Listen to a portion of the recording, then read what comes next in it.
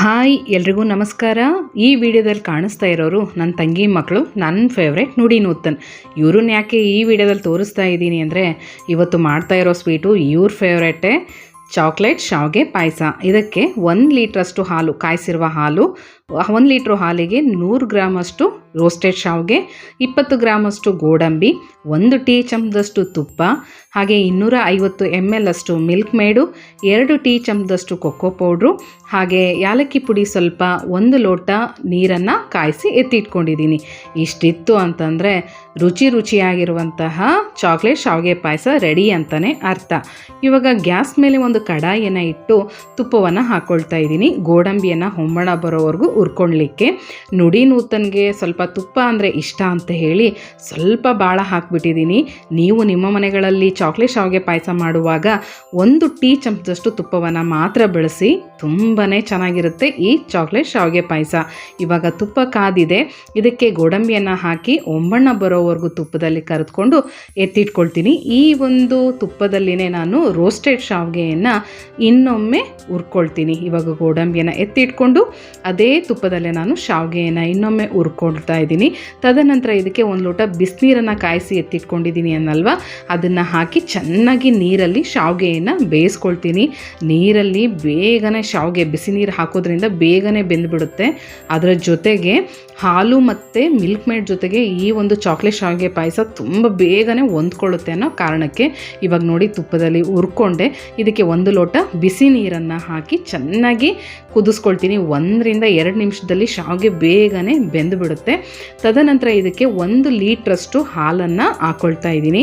ಅದರಲ್ಲೂ ಕಾಯಿಸಿರುವಂತಹ ಹಾಲನ್ನೇ ಈ ಒಂದು ಚಾಕ್ಲೇಟ್ ಶಾವಿಗೆ ಪಾಯಸಕ್ಕೆ ಬಳಸ್ತಾ ಇದ್ದೀನಿ.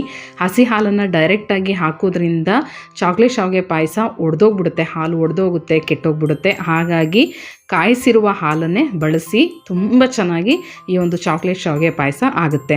ಇವಾಗ ನೋಡಿ 1 ಲೀಟ್ರ್ ಹಾಲನ್ನು, ಇವಾಗ ಶಾವಿಗೆ ಬೆಂದಿದೆ, ಇದಕ್ಕೆ 1 ಲೀಟ್ರಷ್ಟು ಕಾಯಿಸಿರುವಂತಹ ಹಾಲನ್ನು ಹಾಕ್ಕೊಂಡು ಚೆನ್ನಾಗಿ ಕುದಿಸ್ಕೊಳ್ತೀನಿ. ತದನಂತರ ಇದಕ್ಕೆ 250 ml ಅಷ್ಟು ಮಿಲ್ಕ್ ಮೇಡನ್ನು ನಾನು ಬಳಸ್ತಾ ಇದ್ದೀನಿ.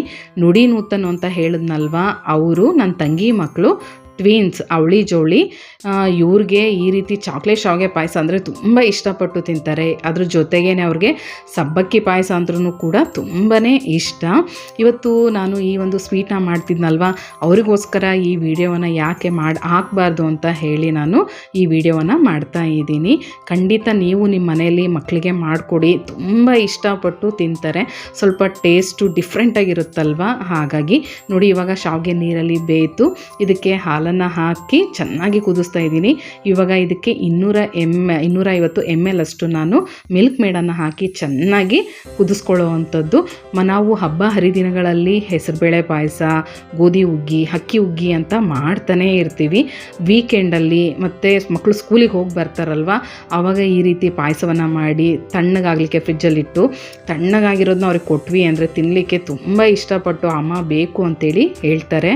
ಸಣ್ಣ ಮಕ್ಕಳು ಅಷ್ಟೇ ಅಲ್ಲ ರೀ, ದೊಡ್ಡವರು ಕೂಡ ಇಷ್ಟಪಟ್ಟು ತಿಂತಾರೆ. ಖಂಡಿತ ನಿಮ್ಮ ಮನೇಲಿ ನೀವು ಟ್ರೈ ಮಾಡಿ. ನೋಡಿ ಇವಾಗ ಹಾಲು ಮತ್ತು ಮಿಲ್ಕ್ ಮೇಡ್ ಹಾಕಿ ಕುದಿಸಿದ ನಂತರ 2 ಟೀ ಚಮಚದಷ್ಟು ಕೊಕ್ಕೋ ಪೌಡ್ರನ್ನು ಹಾಕಿ ಚೆನ್ನಾಗಿ 2 ನಿಮಿಷ ಕೈ ಆಡ್ತೀನಿ. ಹಾಲಿನ ಜೊತೆಗೆ ಚೆನ್ನಾಗಿ ಹೊಂದ್ಕೊಳ್ಳುತ್ತೆ. ಈ ರೀತಿ ಡೈರೆಕ್ಟಾಗಿ ಹಾಕೋದಕ್ಕಿಂತ ಅರ್ಧ ಟೀ ಲೋಟದಷ್ಟು ಹಾಲಲ್ಲಿ 2 ಟೀ ಚಮಚದಷ್ಟು ಕೊಕ್ಕೋ ಪೌಡ್ರನ್ನು ಹಾಕಿ ಚೆನ್ನಾಗಿ ಕಲಸಿ ಹಾಕಿದ್ವಿ ಅಂದ್ರೂ ಕೂಡ ಬೇಗನೆ ಹೊಂದ್ಕೊಳ್ಳುತ್ತೆ. ಇಲ್ಲಪ್ಪ ನಾವು ಈ ರೀತಿ ಡೈರೆಕ್ಟಾಗಿ ಹಾಕ್ತೀವಿ ಅಂದರೆ ಈ ರೀತಿ ಡೈರೆಕ್ಟಾಗಿ ಹಾಕಿ ಚೆನ್ನಾಗಿ ಕೈ ಆಡಿದ್ವಿ ಅಂದರೆ ಈ ರೀತಿ ಹೊಂದ್ಕೊಂಡಿದೆ. ಇವಾಗ ಇದಕ್ಕೆ ತುಪ್ಪದಲ್ಲಿ ಕರೆದಿರುವಂತಹ ಗೋಡಂಬಿ ಹಾಗೆಯೇ ಯಾಲಕ್ಕಿ ಪುಡಿಯನ್ನು ಹಾಕಿದೆ ಅಂತಂದರೆ ಚಾಕ್ಲೇಟ್ ಶಾವಿಗೆ ಪಾಯಸ ರೆಡಿ ಅಂತಲೇ ಅರ್ಥ. ಮಕ್ಕಳಿಗೆ ನಾವು ಸ್ನ್ಯಾಕ್ಸ್ ಬಾಕ್ಸಿಗೆ ರವೆ ಉಂಡೆ ಅಂತೆ, ಬೇಸನ್ ಉಂಡೆ ಅಂತೆ, ಅಂಟುಂಡೆ ಅಂತೇಳಿ ಕಟ್ತಾ ಇರ್ತೀವಿ.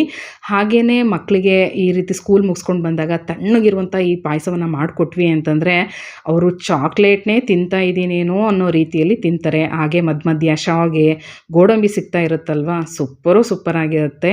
ಇವಾಗಿನ ಕಾಲದ ಮಕ್ಕಳಿಗೆ ಅವ್ರ ಡಿಮ್ಯಾಂಡಿಗೆ ತಕ್ಕ ಹಾಗೆಯೇ ನಾವು ಅಡುಗೆ ಮಾಡಬೇಕಲ್ವ. ನೀವು ನಿಮ್ಮ ಮನೆಯಲ್ಲಿ ಟ್ರೈ ಮಾಡಿ ಹೇಗಿತ್ತು ಅಂತೇಳಿ ಕಮೆಂಟ್ ಮಾಡಿ. ನಮಸ್ಕಾರ.